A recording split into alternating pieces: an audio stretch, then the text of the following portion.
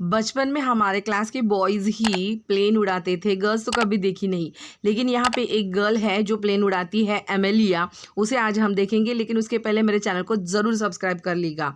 और चलिए देखते हैं एमेलिया नाम लड़की की ये मज़ेदार कहानी। ये देखिए, एमेलिया अर्थात जो बॉर्न हुई थी अमेरिकन में, और ये कैंसस 1897 को ये पैदा हुई थी।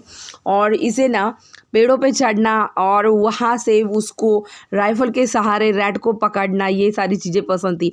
ये बहुत ही एम्बिशियस थी। वो क्या करती थी, एक स्क्रैप बुक में अलग अलग जो न्यूज़पेपर्स के क्लिप्स थे उसको काट के चिपका करती थी।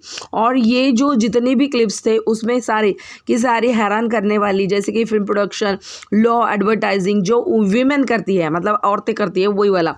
तो ये सबसे पहले इसने एक जो यात्रा होती है ना अपने गाँव में, उसमें इसने सबसे पहले एरोप्लेन को देखा था।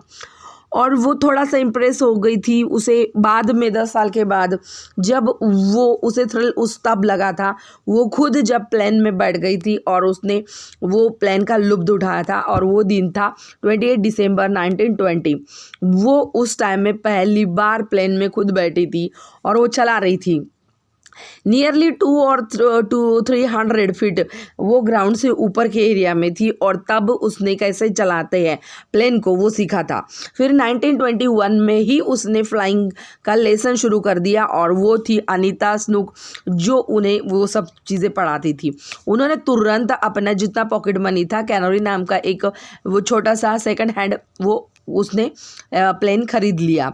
अब वो कैनरी में क्या करती थी, उसने उड़ाना शुरू कर दिया था। तो 1400 फीट वो और ऊपर ऊपर ऊपर ऊपर हाईएस्ट स्कोर करने लगी और वो ऊपर फ्लाइंग करने पड़ी।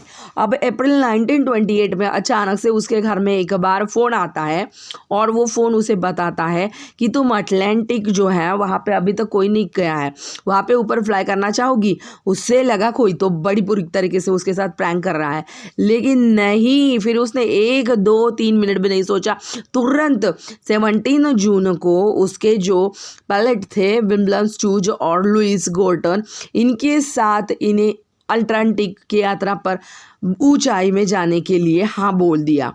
और 21 हवर्स की यह यात्रा थी और वो सक्सेस भी हो गई थी। पूरे न्यूज़पेपर में उसकी ये सुंदर सी बात खप गई थी, छप गई थी। उसे बहुत प्राउड फील हो रहा था।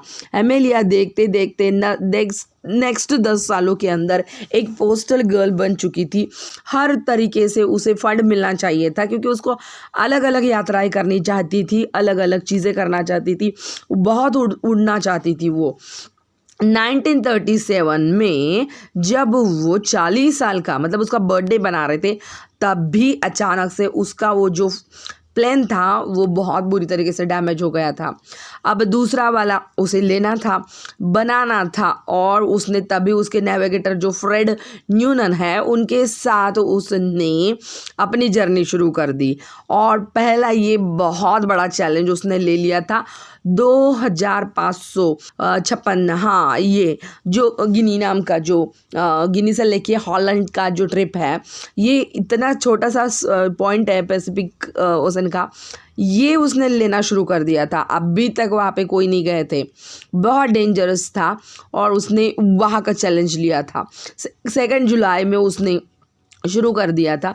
वहाँ का वेदर जो था बिल्कुल बिल्कुल डेंजर था, बारिश और बड़े ही बुरी तरीके से जो मतलब वो ऐसे एटमॉस्फेयर में वो हॉलैंड से निकली थी और ऐसे मौसम में जा रही थी।